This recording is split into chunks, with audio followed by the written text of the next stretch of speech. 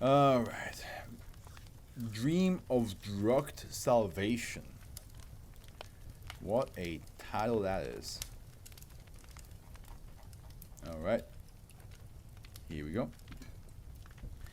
Safe. SCP-1926 as well as -A and -B have been transported to a standard non-sentient anomaly chamber within Site-107.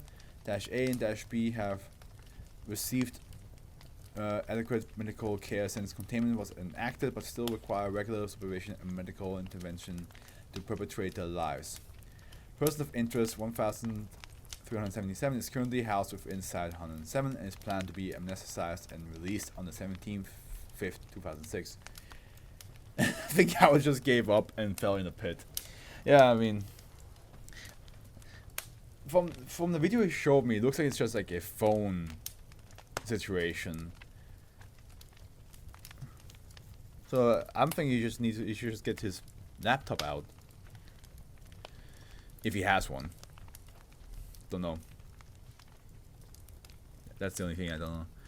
Description: SCP-1926 is a collective designation for an anomalous modified Atari 7800 console with an Atari game titled Sword Quest Airworld. Permanently inserted in the cartridge slot, there is a small MIDI input along the side in place of the expected expansion port. While SCP-1926 is functionally identical and outwardly similar to a non-anomalous 1983 release Atari 7800 console, its interior is a singular mass of human tissue, hair, teeth, and bone fragments. Lovely. DNA testing of the tissue located within SCP-1926 has not been fruitful to date, in spite of there being no physical barrier to doing so. Attempting to separate these elements will meet with failure. The phrase, "Who put this dev kit together?" Me, that's who. Who do I trust? Me, Tony Montana. Is etched onto the bottom of the console with Atari Arcadia embossed directly underneath the... Oh, okay, Arcadia is just purple. Underneath the etching. -A and -B are a set of comatose humans named Michael I. Jackelson. Okay, sure. Okay. And John Bronsberg, respectively. Both have been integrated with equipment meant to simulate a virtual reality environment from within SCP-1926. Neurological analysis shows that -A and -B brains are continually active in all sectors, including those governing the feeling of pain. Michael I. Jackelson. The Chinese bootleg version of Michael Jackson. The virtual reality equipment consists of 2 sets of virtual reality goggles similar in design to unreleased Atari Jaguar VR project. Okay, that's which are bolted over -A and -B's eyes, and also we have a picture here that says SCP-1926 at the site of discovery. Nice. Atari branded gloves, vests, pants, footings, and neck braces also appearing similar to unreleased Jaguar VR equipment. Red mouth guards which also protect the entity's nose. Well, I don't know why the fucking kid from The Wiz popped in my head. Is it The Wiz? I forgot what the... No, it's something else. But like the kid from the movie where like the kid wants to go to California to play Super Mario 3. And then like it's like, I love the Power Glove. It's so bad. I'm not sure why he came to my mind. Red mouth guards which also protect the entity's noses and cable. Isn't it a cable of unknown purposes designed surgically attached to -A and -B spines. SCP-1926 MIDI input allows for the attachment of a microphone that can be used to communicate with -A and -B. The internal monologue is played through an audio output device to which SCP-1926 is connected, allowing for direct communication to take place. Since containment was enacted, -A and -B's legs have have had to be amputated due to complications from necrosis which arose prior to the Foundation acquisition of SCP-1926. Neither entity has been informed of this fact, and it should not be acknowledged or addressed unless necessary. Further description of SCP-1926 gameplay. SCP-1926 is a two-player game where the player takes control of primitive polygonal humanoids in a 3D space with the objective of collecting items and clues. As SCP-1926 is a virtual reality game, the player's viewpoint is a first-person perspective. Similarly to the non-anomalous game entries Earthworld, Fireworld, Waterworld, SCP-1926 is designed around spiritual themes, with Earthworld centered around the Western Zodiac, Fireworld layout imitating the Kabbalah Tree of Life, and Waterworld resembling the chakras. SCP-1926 design takes inspiration from the ancient Chinese text titled I Ching, which is focused around divinity. SCP-1926 stages and action sequences are centered around the 64 hexagrams contained within the I Ching. As with previous games, SCP-1926 is also designed around its titular element. The air-based levels include challenges such as jumping on birds to avoid losing life, flying on a gust of wind through large towering spires, and navigating through tornadoes. Any other content is unknown, as SCP-1926-A and -B have declined to proceed further into SCP-1926. Currently, whenever -A and -B die within SCP-1926, they are transported to SCP-1926 starting location. No checkpoints have been discovered within SCP-1926. Discovery. SCP-1926 was discovered in 2006 at the residence of POY 1137 Howard Scott Warshaw after a noise complaint to local law enforcement described rhythmic rumbling noises emanating from POY 1137's house. After receiving multiple warnings, POY 1137 was arrested after police attempted to issue an in-person fine.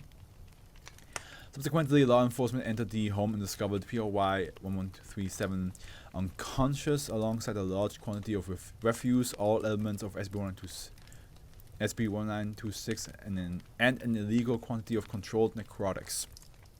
Probably to stay awake, right? -A and -B were screaming at POY 1137 to wake up through the speakers of POY 1137's television.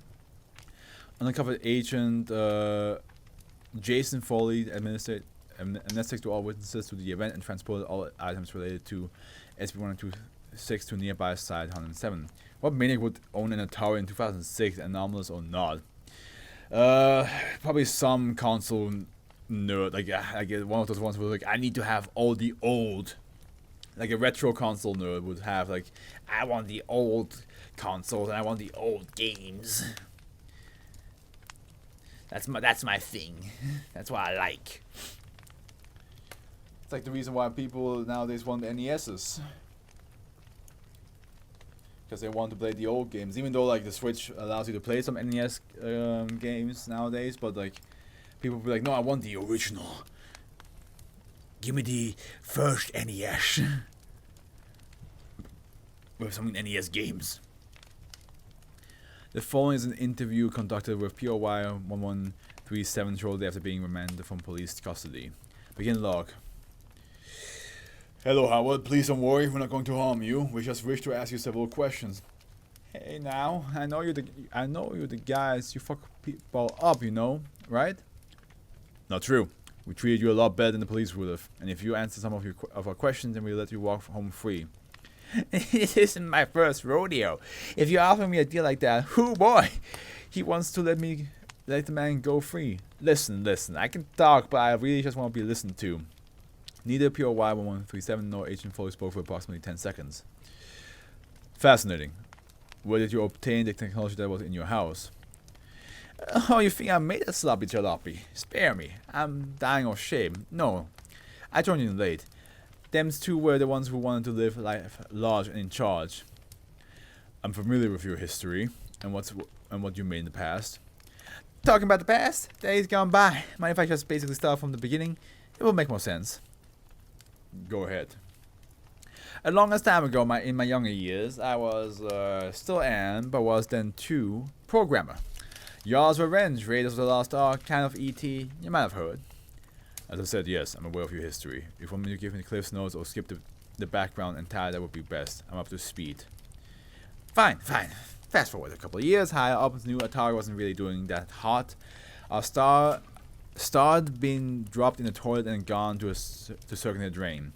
Nolan was gone, just be able to play with his rat, which fucked us over hard. Management decided to put up some cost-cutting measures, decided that a whiz-bang competition with cool prizes was now a ticket to the promised land. Nintendo and Sega were getting more popular, though tough to give out a crown after being knocked off the mountaintop. So then you kept on with developing Sword Quest, even after the project was terminated. Me? Nah, I was looking out for number 1. He's gonna take you back to the to play some shitty game that suck ass. You'd rather have a buffalo take a diarrhea dump in his ears. Yeah. POY1137 gestures towards himself with both thumbs. So it's 83, right? And end of days. Oh, everyone's panicking. Shit's horrible. Yada yada. I get a memo from John. Tells me the first 3 Sword Quest games are out, but they need my help for the 4th. I delve into their project. They say that they need my special touch. What can I say? Doesn't take much flattery to charm a programmer. So yeah, I say yes and head over to his house. That's when I first saw the prototype. Definitely wasn't ready for market. John told me his wife left him on an account of turning the whole house into a rat's nest. Was this an official project or something else? Was it derived from an official dev kit? Neither. Dudes told me Nolan came to them. Physically, or are we talking in a dream? I don't know. They just said Nolan was calling the shots again and they needed my help to finish it. Maybe they were lying. POY1137 pauses, drumming their fingers on the interview room table. So I started going over there and I find the console. It's nasty, covered to the brim with teeth and hair and shit. No, not like poopy, but never mind. You don't need to go into further detail. No more people would be asking them what the fuck was wrong with them, but I was high out of my mind at the time. Oh, quick tip though. Yes. Try not to touch the teeth, they're dirty. If you get cut, there's a nasty infection waiting for you. POY1137 removes the bandage from the left hand, revealing an amputated ring finger. You know what I'm talking about? Jesus, when did this happen? There's nothing in your medical records about. Had to take the matters in my own hands. If you're going to need any medical attention, I can take care of myself. Unlike those numbnuts. Once I got close to done, maybe you're ready for testing, we're looking for testers. Save a few bucks, they said. So they put on the gear, sit down on a chair, and they haven't gotten up since. Did you try to take any of it off? Meh. Any luck on your end? No. I'm not trying to risk it. As long as you keep the smell down, it's not like they're going anywhere. End log. Addendum 1. Interview with Dash A. God, okay, here we go. Hello, Mike. Dash A's voice is measured at 92 to 95 decibels, inflicting a mild injury to Asians for his eardrum. I'm gonna head out, friends. Really tired, but I'll catch up with the boss tomorrow. Yeah, no worries, Nuke. You sleep well. You only got 3 SCPs. Well, 3 SCPs from the beginning and 3 SCPs from the end to catch up with. Loud, quiet please. Marco, it's fine. I'm not here to breathing, a pain hurts. Although maybe I should say it like Michael Jackson's voice. Loud. I haven't. Loud, quiet please. I cannot imitate Michael Jackson. I'm horrible. Michael, it's fine. I'm not here to hurt. Breathing, a pain hurts. If you're not here to talk, at least fucking stab me, kill me. We need to talk first. That liar, Nolan. Cut him up and roll him in salt. Take him to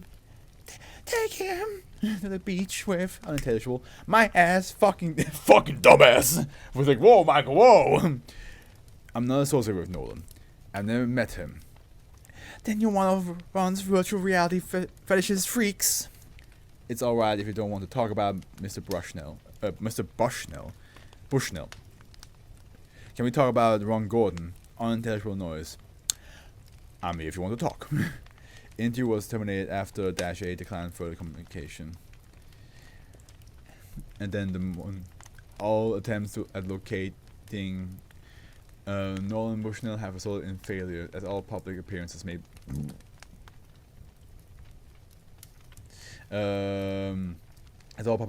by the subject were performed by body doubles. These subjects stated that they were paid by Nolan to impersonate him to keep his location secure. Nolan's current location is unknown. Massive security breach after Angry Video Game Nerd reviews the anomalous version of Sword Quest. Honestly, with how the Angry Video Game Nerds videos go, you know, it will just be the norm for him. And then 2, interview with -B. John, can you hear me? Over. Static. I'm here, don't worry. Who are ya? My name is Jason Foley. I'm with a group of people here to assist you. Over. I'm fine. It's kinda nice here. Can you tell us anything? Who am I kidding? It's shit. It's hell. It hurts to breathe, stand, walk, run, all that shit. We fucked up the hitboxes. Our entire body is one giant hitbox that hurts like hell when anything moves faster than a snail enters it. So it serves us right for hiring a shitty programmer. I need you to stay with me here, John. What happened? We were too ambitious, wanting to make the ultimate immersive experience. Virtual reality was in the palm of our hands, you know? There just wasn't enough time. I'm going too fast. Airworld, right? Yes. Originally, Airworld was going to be a regular game with clues inside of it, just like the others.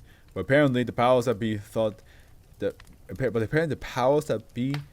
that was too grandiose, especially with the company's financial problems going on. But the idea never left me.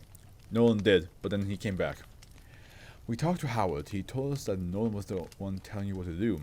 Scumbag. Ditched us when we need him, but when he needed us, it was time to drop everything and get back to work. Static.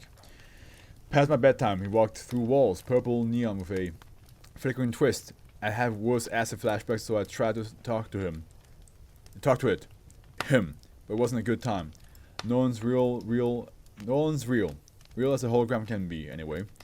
I couldn't touch, but his light touched me. The light asked if I ever performed teratoma surgery. I'm assuming that you hadn't. He made knives from bedside table to stab himself in the gut more times than I could shake my head. Thinking it was a dream, thinking I could force myself out, jerking my head back and forth. It felt like it took hours until he made a hole in his gut big enough to force his head into. He pulled out something that was hairy, slimy, all around not a good time. So, was this where the project started? Yes, I can still remember just how he said it. The pitch of -B's audio drops. Let's play one more game, bud. Here, baby. Look at this. I've got a lot to show you. Making games very, very close to my heart, and I know I can't trust anyone else to do it. I've been brewing this one inside of me a while now. It's exactly what you need for the job. I've got one last project before I'm going for good. Do me a favor and save face. Don't leave Atari's tainted legacy unchallenged. Don't stop until you've created something that God would spit at. -B's in-game avatar is struck by a sprite resembling a seagull. Ah, fuck. Fuck off, you piece of shit. Fuck off. Nobody loves you. On 2006. Why did I use this? It's not. There's no blanks. On the 5th, 2006. -B was encouraged to venture further into SCP-1926. Soon after, they discovered a small cave located at the bottom of a pit. -B complied when instructed to enter the cave. The only in-game objects were virtual teeth located on the walls of the cave, which increased in quantity as -B progressed into the cave. -B stated that touching the teeth was painful and caused both -B and the attending Foundation personnel to experience waves of nausea upon contact. After several hours, -B emerged into a large hollowed cabin with a large human heart suspended from chains attached to the ceiling. Upon discovery, the heart's beat sprayed pixelated blood throughout the room. Contact with -B was lost after the incident and has not yet been re-established. -A has refused any of Foundation suggestions or commands until this changes. The purpose of the room will remain unknown. You killed him. You killed -B. He's dead, Jim. He's gone.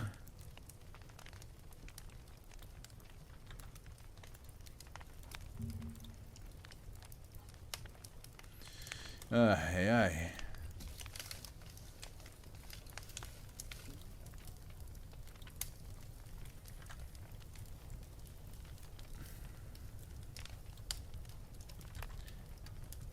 If you die in game, you die.